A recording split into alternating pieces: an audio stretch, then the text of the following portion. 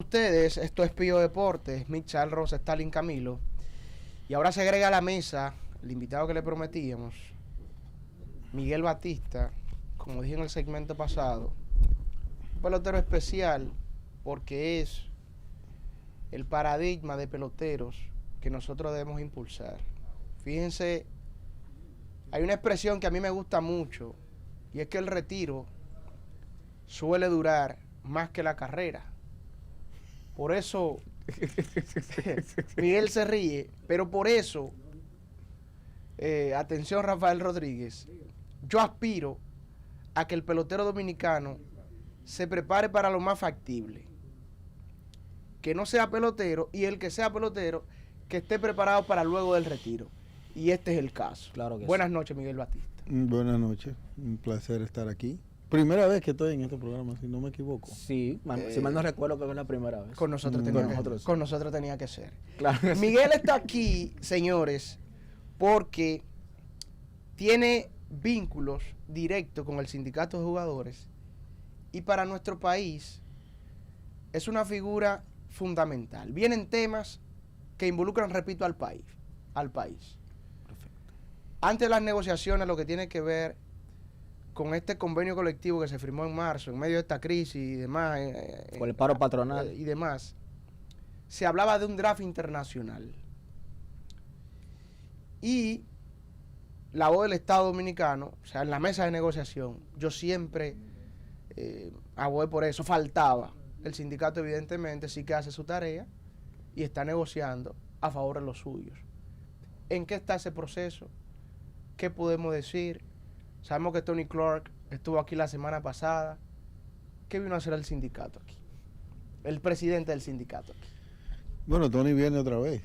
O sea que si ustedes lo quieren entrevistar, él va a estar aquí el día 4. Va a tener una rueda de prensa abierta para toda la prensa dominicana, donde van a inaugurar la primera oficina del sindicato fuera de los Estados Unidos.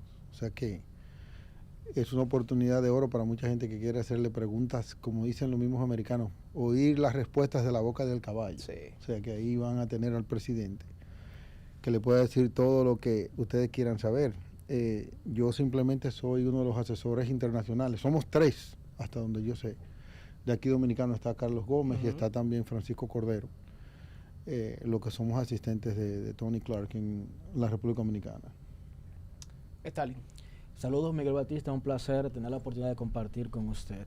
Una de las problemáticas que ha tenido el tema del draft internacional es las dudas que representa para los intereses tanto de jugadores, coaches y preparadores de jóvenes talentos para los Estados Unidos. Desde su punto de vista, Miguel, ¿cuál considera usted que es el principal temor que poseen todos estos elementos cuando se habla del draft internacional?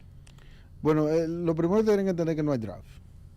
Hasta el 2026. Sí. Exacto. O sea, no se va a hablar del tema. Uno de los acuerdos que hubo en el pacto de trabajo fue que si no llegábamos a un acuerdo sobre el tipo y el modelo que se iba a usar, entonces ya no se iba a hablar del tema hasta el 2026. Son de los acuerdos que se pusieron sobre la mesa, porque no es tan fácil como la gente se cree. Este es un país que tiene leyes que están, te puedo decir, primeramente aquí hay nosotros le llamamos un vacío judicial. ¿En qué sentido? Jurídicos. Sí. Jurídicos. ¿Por qué? Primeramente aquí no existe el derecho deportivo.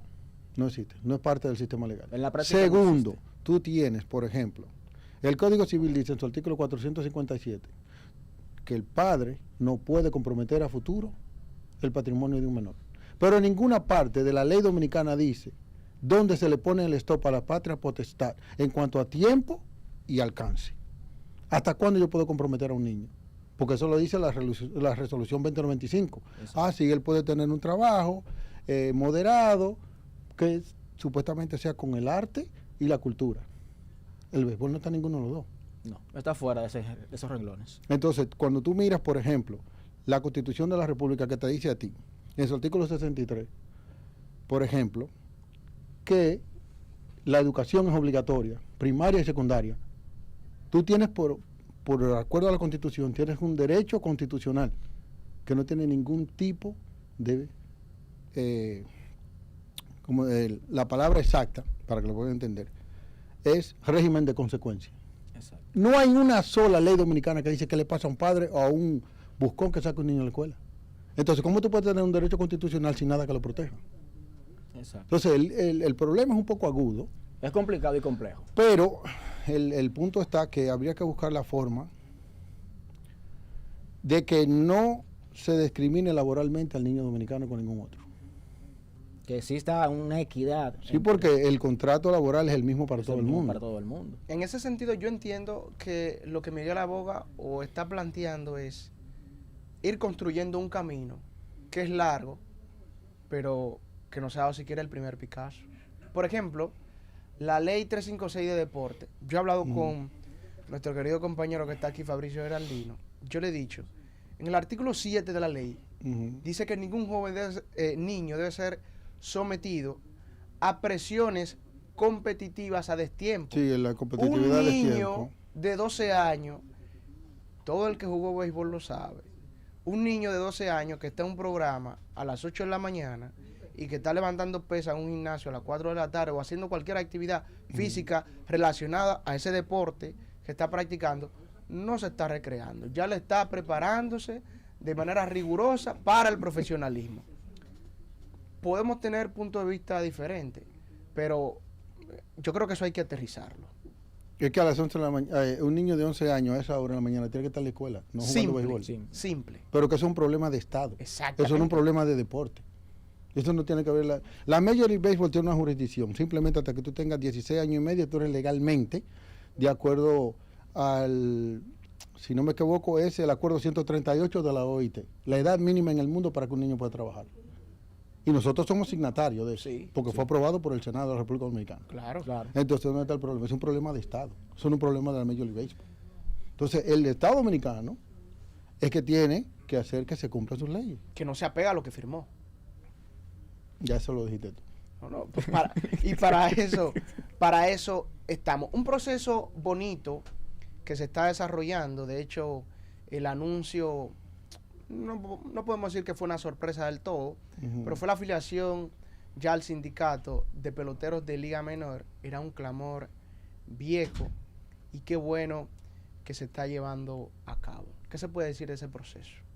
Bueno, mira, hay muchas cosas que no te puedo decir, porque nosotros firmamos todos un contrato de confidencialidad. Lo que podemos hasta... Pero el problema estaba primero que no había una asociación de ligas menores. Y la ley de los Estados Unidos dice que para yo representarte tú primero tienes que estar asociado. Y para yo darte una asociación como Estado, tú tienes que tener mínimo el 70% del migro laboral. Y ahí no está el problema.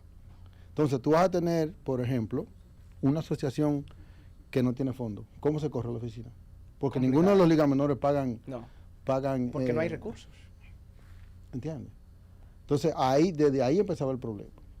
Entonces, estaba lo que nosotros le llamamos la jurisdicción. Yo, como sindicato, tengo una jurisdicción. Mis miembros, que como dice, son los jugadores de Grandes Ligas. Yo no puedo topar a un jugador de Liga Menores porque no está dentro de mi jurisdicción. Exacto. Hasta que llegue al roster de los 40, que es el roster de Grandes Ligas. Y eso era un problema que había en cuanto a eso, porque primero yo no puedo representar a un gremio que no está reconocido. O sea, imagínate que tú vayas al Senado y dices, yo represento a este grupo de trabajadores, pero ¿cuáles? Porque si no están reunidos. ¿Entiendes? Entonces ahí fue donde vino mayormente parte del problema. Ahora sí le permitieron. Todo empezó porque una persona tuvo una visión por encima de lo que era el deporte y lo llevó al derecho constitucional. Primero demandó a la MLB por violación a la Constitución y al sueldo mínimo. Les probó, le ganó la demanda. Luego de ahí entonces tuvo el apoyo de los ligas menores porque se dio cuenta que alguien los podía defender.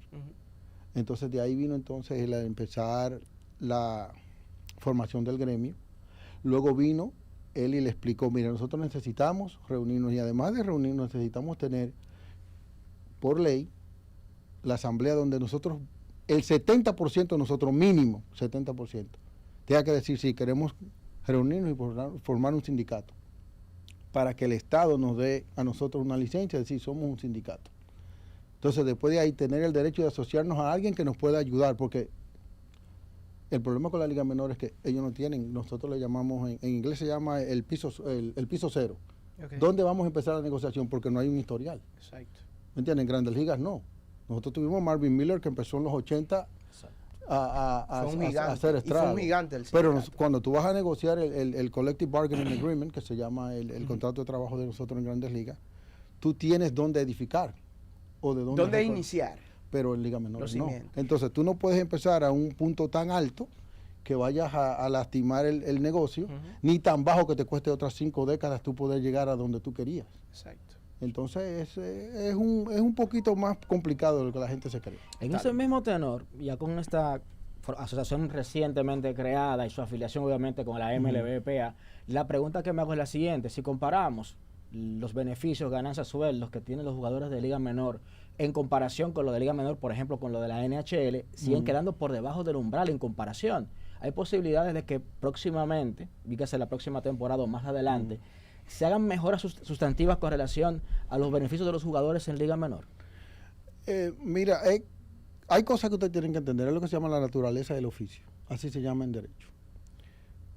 ¿Tú conoces a algún empleado de aquí, vamos a suponer, que alguien le haya dicho, mira, te vamos a dar 20 millones de pesos de bonificación para que venga a trabajar para acá, pero tu salario son 15 mil pesos? No conozco eso. Pero pasa en el béisbol. Sí. Hay muchachos esos que le dan millones de dólares para empezar a trabajar. Pero su salario mínimo, cuando están en Boca Chica, son $600 y $800 mensual. Entonces, ese oficio tiene una naturaleza que no la contempla el Código Laboral Dominicano. Porque te dije, aquí no existe el derecho deportivo. Exacto. Entonces, eso hay que tomarlo en cuenta cuando se trata de empleador. ¿Por qué? Porque tú nunca tampoco conoces a un pelotero que le dieron liquidación. No, para nada. ¿Entiendes? Terminaste, te fuiste ya. Entonces, esos son de los problemas que cuando se traen a la mesa para poder negociar un pacto laboral, hay que conocerlo. ¿Me entiendes? Claro. Eso es otra cosa. Por ejemplo, te voy a dar el escenario laboral más comprometedor que hay en este país, que nadie lo toma en cuenta. Tú tienes niños menores de edad bajo un contrato laboral con una compañía extranjera que se ejecuta en tu propio terreno. Con la Universidad del Estado Dominicano. ¿Ves dónde está el problema? Sí. Ahora, ¿quién supervisa esos contratos? Nadie. Actualmente nadie lo está supervisando. Y por eso hay algunas, para no decir otra cosa, muchísimas demandas. Algunas de hecho tienen mi nombre en el Poder Judicial, porque yo las trabajé contra Grandes Ligas. Vamos a hacer el crossover porque tenemos que hacer una brevísima pausa comercial. Luego de la misma, vamos a aprovechar a Miguel para tratar un tema importante, y es la evolución del juego para 2023 con los cambios que se van a implementar. Viene la limitación de los chips defensivos, viene un reloj, el tema de la limitación de los lanzadores para virarse y una que otra medida que pretenden, según este genio, tío Einstein, volver al juego a lo que era antes. No estoy hablando de manera nostálgica, sino a dinamizarlo un poquito, porque ahora tenemos un béisbol un tanto lento, muchos ponches, bases por bolas y cuadrangulares. Pero tornamos con ustedes, Miguel Batista con nosotros, y ahora vamos a aterrizar un poquito. Un tema más suave. Menos técnico, vamos a decirle, porque vamos a aprovechar la dualidad de Miguel en este tema. Jugaste en el gran auge del béisbol mediáticamente hablando, conoces el juego por dentro y por fuera, más allá del terreno como se dice. Te tocó vivir una etapa donde el béisbol era un tanto dinámico, si se quiere. Me explico. Ustedes saben que yo llevo ya un tiempo hablándole de lamentablemente, la deriva que ha tenido el juego. Muchos ponches, bases por bolas, cuadrangulares, lo que provoca, por vía de consecuencias, mucha inactividad. Y la liga tenía una preocupación. De hecho, le crea un puesto de trabajo a tío Einstein con el objetivo de dinamizar el juego. Y para este 2023 se van a implementar algunas cuestiones, como la limitación de los chips defensivos, el reloj al tema de los lanzadores, la limitación a los virajes de los pitchers. ¿Cuál es el enfoque de Miguel? El pelotero, ahora el fanático, y también el ejecutivo que trabaja con el sindicato, que le toca opinar en esos temas. Bueno, pero el sindicato yo no te puedo decir, pero en el caso mío personal, Sí. porque como te dije, el sindicato no tiene vocero, solamente tiene su presidente, su CEO, como yo le llamo. Ahí yo siempre he pensado que hay que ser cuidadoso, porque tú no puedes cambiarle la naturaleza al juego. Una de las grandes características que tenía el juego del béisbol era que nosotros decíamos que era el único deporte donde el reloj no contaba. Ya cuenta. Ya. ¿Y de qué manera? Pero, por ejemplo, ahora le están quitando hasta el factor humano. Ahorita ya quieren árbitros robotizados. ¿Cuántos videos compramos nosotros cuando estábamos chiquitos de bloopers? Bloopers, sí. Malas llamadas de ampalla, malas jugadas. Y peor aún, hay cuentas en Twitter, redes sociales, que se dedican a llevar el nivel de acierto y desacierto de los árbitros. La eficiencia se mide de La los eficiencia. Pero es que el problema, la gente está equivocada en cuanto a eso. Cuando tú le preguntas a los grandes jugadores y le preguntas a los grandes umpires, te dicen a ti que la bola no tiene que pasar por encima del plato, nada más con que roce el plato, es strike. Es extra. Entonces, supuestamente, el home plate tiene 17 pulgadas. 3 de la pelota. Si una pequeña parte de la pelota nada más roza lo negro, son 20. Y otra del otro lado, son 23. Son 23. Entonces, una de las cosas que dijo Bobby Cox, cuando me tocó entrevistarlo cuando yo trabajaba para ESPN Deportes, él dijo, ¿ustedes quieren agilizar el juego? Abran la zona de try. Porque yo mismo no sé decirle a mi pitcher dónde tirar la bola, porque ahora tú la tiras aquí de try, mañana tú se la tiras a otro umpire y dice que bola. No Entonces, tienen algo definido. Es que mira, hay que ser cuidadoso con quitarle la identidad a un deporte. El béisbol para nosotros, que veníamos entrando a principios de los 90 y finales de los 80, estábamos en la transición de lo romántico a lo comercial. Ahora es más comercial. Repite eso, Miguel. Repítele eso a la gente Uh-huh. para que se entienda la transición. Volvemos. El béisbol todavía se veía romanticismo. Habían jugadores que duraban toda su carrera con equipo. Creo que Chipper Jones Sí. Sí, fue uno. es el último. Depende de lo que pueda pasar con Altuve. O Pero- otro Posey que también quedó con San Francisco. Pero que jugó 20 años, No. Chipper Jones. Chipper Jones. Entonces, ¿qué es lo que pasa? Todos los países no son iguales. En Estados Unidos se entienden muchas cosas. Por ejemplo, ahora hay jugadores que, como es el caso de Carlos Correa, que quizás lo veamos con otro equipo. En menos de 10 años va para otro equipo. Pero para el dominicano es diferente. ¿Por qué? Porque el dominicano hace con el pelotero lo mismo que hace con el cantante, le coge con el corazón. El político es por conveniencia, pero el jugador tú lo coges con el corazón porque tú te identificas con él. Entonces tú no lo quieres ver con otro uniforme. No, para nada. ¿Tú te imaginas el lío que se armaría aquí si algún día Luis Polonia se hubiera puesto el uniforme Licey? O Tony Peña, el uniforme Licey. Bueno, podemos medirlo hasta cierto punto porque Anderson Hernández, Cuando se puso en la un check- draft de reingreso, Sí. fue seleccionado por las Águilas Lo y fue amenazaron. amenazado hasta de muerte. Pero mira, eso era otra Para cosa. que ustedes tengan una idea de lo Pero que estamos espérate, hablando. eso era otra cosa. Eso venía con un debate laboral que nosotros teníamos con los dueños y con nuestro mismo Sí. sindicato. ¿Por qué? Porque nosotros discutíamos por qué se le da trabajo al extranjero y al dominicano no cuando se acaba el round robin. Si tú necesitas pelotero para escoger de otro, escoge de los mismos dominicanos, porque tú le Estamos das trabajo aquí, a Está otro. disponible. Estamos ahí. aquí. Yo te estoy hablando, es muy diferente como es el caso que ha pasado ahora con Junior Lake, que ha reforzado a casi todos los equipos y lo ha llevado a ganar. Una cosa que tú Ganó lo en refuerzas, 3. pero que pasara a Anderson Hernández a las Águilas es otra cosa. Sí. Sí. Una cosa que tú... ¿Por qué? Porque nosotros queríamos abrir esa senda en el ámbito laboral de que se le ofreciera trabajo al dominicano. En el round robin. Porque si tú vas a buscar pelotero, ¿por qué tú tienes que ir a otro país si aquí tenemos demás? La necesidad se abrió. Bueno, utilízanos. Y yo creo que Junior Lake ha sido la mejor prueba de Sí. que eso funciona, el porque ha sido paradigma. ganador con casi todos los equipos que ha ido a reforzar del round robin. Entonces aquí se le da oportunidad a otros jugadores que tienen una flexibilidad que se lo permite tanto, no el derecho laboral, pero los derechos humanos. Sí. En el caso de Junior Esquimaya, Raúl el caso de Valdés. Raúl Valdés, que Raúl ya no se Valdés. sabe si es dominicano o No, cubano. es dominicano. Ya es dominicano, ya- dominicano. ya- No, pero en el caso deportivo, ¿cómo tú lo vas a exaltar si él tiene la mitad de sus ganados como cubano y la otra mitad como dominicano? ¿Cómo lo vas a exaltar? Es un para caso Pabellón de la Fama? seccional bastante. Y tiene un ¿Me análisis. entiendes? Pero, Cuando me toque votar por él, créeme que yo lo haré. no, de que él de que él debe ser miembro del Salón de la Fama del Deporte Dominicano, eso es claro, seguro. sin duda. El problema es cómo lo van a exaltar como dominicano como cubano, porque está en la mitad. de los dos. Dominico-cubano, y no hay problema. Aquí no peleamos por eso. No hay problema. Aquí no peleamos por eso. Nosotros, este programa tiene esa particularidad. De hecho, nosotros hicimos una propuesta que no vamos a repetir. Porque siempre jugamos, fíjate, siempre jugó República Dominicana con peloteros de ascendencia haitiana y nunca hubo problema. Tony Cabeza Fernández, Alfonso Sí, Soriano. pero serán dominicanos nacidos y crecidos aquí. Tú estás hablando de un tipo que vino aquí, un hombre ya con cédula No, bueno, y registro electoral.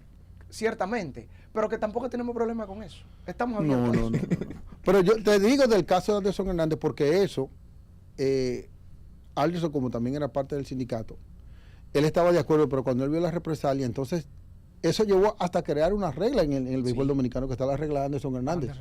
Si tú pusiste tu nombre en la lista de los jugadores que pueden ser elegibles y no aceptas el compromiso, entonces tú vas a ser sancionado porque ya un equipo perdió un turno en el round cogiéndote a ti. Exacto, resultó afectado. Entonces son de las cosas que le va a pasar a este sindicato.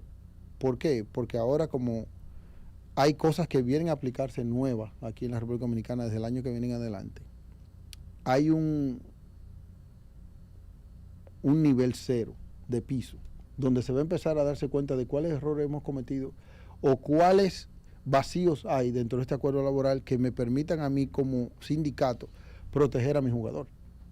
Exactamente. Porque nunca se había visto la agencia libre de la República Dominicana. Para nada, para nada. Y en ese tenor tengo que hacer la observación. Se van a implementar estos cambios en MLB, en los equipos de grandes ligas que se vienen dando en liga menor. O sea, hay un periodo de prueba, el reloj, los chips defensivos. Entonces hago la pregunta, desde tu punto de vista de Miguel Batista, ¿por qué en la Liga Dominicana de Béisbol no se ha hecho ese experimento desde mucho antes? Porque tenemos el espacio, tenemos Sí, la pero liga. acuérdate que esto no es una liga de experimento, aquí la gente está para ganar. Sí, no, eso lo entendemos. La liga en liga menores los récords en realidad no importan. O sea, tienen su valor, pero no importan como aquí. Porque, por ejemplo, si pierden ahora mismo los Portland Sea Dogs de los Yankees, en liga menores no pasa nada. No hay Pero crisis, no hay pero cuando crisis. tú le dices a las Águilas que ellos no clasificaron para el round robin, son millones de pesos que se dejaron de ganar. Entonces no es lo mismo, aquí tú no puedes venir a inventar. Aquí yo estoy poniendo dinero sobre la mesa con un grupo de inversionistas, dueños de una franquicia dominicana. Fanáticos. Eso lo digo yo, eso lo digo yo. No, espérate, y no, el sentido de todo el sentido de la palabra. Sí. Son fanáticos que no entienden. Tú puedes perder 1-0 y a ellos no les importa, usted perdió. Sí, no. Cerrado completamente. Sí, ellos. Este es un problema aquí. Pero igualmente hay elementos, estos cambios que se pueden implementar y no afecten tanto al juego, como por ejemplo el tema del reloj o el corredor fantasma. El corredor fantasma. Mira, es que, mira qué es lo que pasa. Cuando esa opción se trajo sobre la mesa, mi primera pregunta es, ¿a quién le toca ese corredor? Porque yo salí del inning y yo dejé el inning limpio. Exacto. ¿Por qué no Entonces hacemos yo baloncesto? que entro como relevo, Lo en encuentras el ahí. defensivo, digo, espérate, esa carrera no es mía. Ahí. Porque de acuerdo a las reglas, ese corredor, si yo entrego ese corredor en base y él anota, no es a mí que me toca el perdido. ¿A quién que le toca? Entonces por eso se le puso fantasma, porque nadie sabe ni dónde vino, ni para dónde va, ni a quién le va a tocar ese perdido. Pero Entonces, sin embargo en el récord se lo ponen al lanzador. Como no, se lo ponen al equipo. Al por equipo, eso al mismo. equipo. ¿Por qué? Porque ese Y era, la carrera no le cuesta. ese era mi argumento. Si tú dejas que eso pase con la regla normal, eso le va a afectar a mi miembro del sindicato para Sí. su momento de negociaciones. Claro. Ah, que yo perdí 14 juegos con el jugador fantasma. Pero que yo en realidad dejé la base limpia cuando yo me Y fui. hice yo mi no trabajo. perdí. ¿Me entiendes? Entonces, hay muchas cosas que se están implementando, se intenta dinamizar el juego. Pero hay que tener cuidado, porque este juego tiene un espíritu, tiene una tradición, tiene cosas que lo personalizan y lo hacen único. Y los Chiefs no le hicieron En daño eso- al juego. Pero entonces, Yo creo que los pero es Chiefs yo te voy a decir, defensivos- pero ¿por qué razón? Bueno, Es que si tú, los haces, Chiefs- si tú haces un chifre porque tú estás seguro que él va a batear para allá. Lo que pasa es que los Chiefs defensivos nacieron con el juego. La gente cree que eso es nuevo, pero desde siempre los jugadores tuvieron su No, es que instinto. es que los chips defensivos nacieron con el juego, nacieron con la debilidad del bateador. Porque si ellos le hubieran jugado así a Felipe Rojas a Lowe, tuviéramos el número uno en todos los tiempos. Porque Felipe le daba por todos los lados. Mateito a Lowe, que peleaba por un punto los últimos debates con Pete Rose, el ley de los hits. A Mateito le habían hecho el chip y tuviéramos estatua de él desde San Pedro hasta Montecristi. El problema es que los Chiefs defensivos atacan tendencias. Independientemente ¿Pero de en qué tú crees que yo ataco como lanzador? también lo mismo. Entonces, haga su ajuste. El Si pro- tú no le das la bola para right field, yo te voy a pichar afuera. Miguel, Exacto. el problema es el siguiente. No, Entonces, ¿qué tú me vas a decir? Yo no puedo pichar del lado derecho de la lomita porque tú no me ves el brazo. Ponte del otro lado. no, porque esos son Entonces, otros elementos. pero No ven se acá. trata de eso. ¿Cómo Pero que no? Es aquí que yo- la regla dice, yo pongo a mi jugador donde yo creo que le van a pegar la bola. Porque por eso que tú ves los coaches que salen, outfield, echa para allá Y con se dos mueven. outs, tú echa para acá, tampoco van a mover los El outfield. problema es el siguiente, y es algo histórico. Que no le dan a la bola para el otro lado. Al otro lado. No, permíteme. Ese es el problema. No es tan sencillo. Mira, con la evolución de ustedes, que son los grandes responsables de los lanzadores, lanzando a una velocidad inmanejable, hay una relación de la velocidad de los pitchers Ujú. y los ponches. Del ¿Pero 2000 por qué? Bueno, Por el launch swing. Porque todo el mundo lo que quiere es darle la bola para arriba y quiere darle la bola más hasta lejos. Juan Soto se poncha mucho y no tiene un swing de abajo. Eso es para arriba. problema de Juan Soto. ¿Cuántas veces Miguel. ¿cuántas veces se ponchó Altuve? Este año, vamos a buscar. Ah, ok, ahora tú sabías que el récord de todos los tiempos de las grandes ligas en ponches en línea por día lo tiene Aaron Judge. 17 días en línea. Sí. Pégale a la bola. Porque tú todavía que le puedes decir, Pero ah, no, así es, Miguel. tú tienes el récord de que te den majito los días. Oye, esto es ajuste. Usted hace ajuste o usted va para Liga ¿Y Menor. tú no crees que la liga hizo bien entendiendo que ya no podía dejarle eso a los peloteros y trabajarlo, o sea, como liga de manera administrativa, implementar alguna que otra política como la limitación del chief? ¿Tú no crees que fue que Tío Enten y compañía llegaron a la conclusión? Ahora yo te voy a dar una. Vamos a ver. ¿Qué equipo en Grandes Ligas tuvo un gerente general que ahora es presidente, que implantó supuestamente un estilo de juego, que hicieron una película de él, que escribió un libro y duró 25 años como gerente general y nunca pudo llevar ese equipo a la Serie Mundial? Y todo el mundo dice que es uno de los más grandes. Pero fueron buenos Entonces esa temática no sirve, porque si en 25 años tú la usaste y no me llevaste a la Serie Mundial, eso no sirve. equipos. Miguel está hablando. ¿Cuántos más 25 años tú necesitas? Miguel está hablando de Billy Bean. Y aquí yo difiero de Miguel aquí porque Pero ¿cuántos 25 años más tú necesitas con una política para que llevarme a la Serie Mundial? lo que pasa es que, por ejemplo, los Dodgers de Los Ángeles, en términos de dominio y consistencia, ha sido, si se quiere, el mejor equipo de los últimos 10, 12 años y solo tiene un título. Y lo ganó en la pandemia. Sí, Y pero yo- ¿cuántas veces fue a la Serie Mundial? Ha ido en 2 ocasiones. ¿Cuántas veces fue a Oakland? Se quedó en serie de campeonato contra equipos. No muy llegó, no es que no se- llegó. no No llegó llegó. a Serie Sí, Mundial. pero Con equipos muy 25 buenos. años. Entonces, ¿tú entiendes que eso resta mérito a Billy Bean? En Es su que, final? oiga, no lo digo yo, lo dije el mejor lanzador sur de toda la historia del béisbol, Sandy Koufax. En este negocio todos vamos a ser jugados por una sola palabra, resultado. Y él no dio ninguno en 25 años, ni uno. Nunca pasó a la Serie Mundial. Entonces, eso no funciona. Entonces, Reales de Kansas City, que tiene un campeonato en los últimos 10 años, y Dodgers de Los Ángeles, son iguales. No es lo mismo, porque ¿qué tipo de jugadores tiene ahora mismo Kansas City? No, ahora mismo está Ajá, ¿qué tipo de una jugadores, reconstrucción. qué tipo de jugadores tienen los Dodgers? No, super ¿Qué tipo de nómina tienen los Dodgers? abultadísimo. Ah, entonces. Hay una diferencia marcada entre una franquicia y la otra en este caso. Precisamente la resistencia al cambio que se presenta o se va a presentar para la próxima temporada. ¿Cómo tú entiendes que los jugadores lo van a abordar? Porque obviamente van a haber situaciones como, por ejemplo... Es normal, es normal. Es normal como se presentó la regla de que no podía salir de la caja de O bateo. la revisión esta, O la los re- pitchers, exactamente. aquella expresión de Max Scherzer que se... ¿Tu proyección de qué va a suceder para la próxima temporada con estos cambios que se van a implementar? Resistencia, como siempre. Todo el mundo se resiste a los cambios. Es normal. Pero es que, como dice, hay que tener cuidado. Pues si las bases son más grandes, ¿cuántos entonces cuántos doble play van a faltar? Sí. Pues las bases son más grandes, Son ahora más yo grandes. llego más temprano. Sí. Sí. ¿Cuántos jugadores que se van a robo van a Intento llegar a de robo. 6? En la limitación de los ¿Entiendes? Chiefs. Es que, Yo creo que eso sí va a Mira, impactar. Porque yo técnica- quiero ver, te- por ejemplo, a un Ujú. Juan Soto sin eso, bateando. Será algo extraordinario. ok, pero oye, principio básico de bateo, el rey de los hits, Pete Rose, dale por donde no haya gente. Por eso fue el líder. Él no llegó a 200 jonrones, pero dio 4.252 y pues le decía, yo le doy por donde no hay gente. Imagínate si le hubieran jugado con el Chief, ¿cuánto había dado? Yo estoy seguro que no daba tanto. Si le hubieran jugado con el Chief, No. ¿tú estás seguro? Claro. Tú estás hablando del único tipo que tiene el mismo cantidad de cantidad de hit a la izquierda que a la derecha. Era un fenómeno. Pero que jugó en otros tiempos. Donde, Claro, porque es que tú no me puedes decir a mí donde no había ni remotamente el talento que hay ahora. Yo te voy a hablar porque si estoy hablando de tiempo. Tú me dices a mí que yo tengo que decirle a Henry Ford en el año 1700 que se preocupe por ganar en Fórmula 1, una vaina que no existe. Yo tengo que batear con lo que me están tirando. Claro, hay un contexto. Por eso mismo. Entonces, en su tiempo, él, todo lo que le tiraban lo bateaba. Ahora, si él bateaba a esta hora. Quizás el escenario va a ser diferente. Agradecerle a Miguel Batista por estos minutos que nos has dedicado. Interesante como siempre, desearle toda la suerte y nada, a esperar que estos cambios sean para bien en el béisbol, es lo que se quiere. Sí. Y un mensaje final, Miguel, a la fanaticada.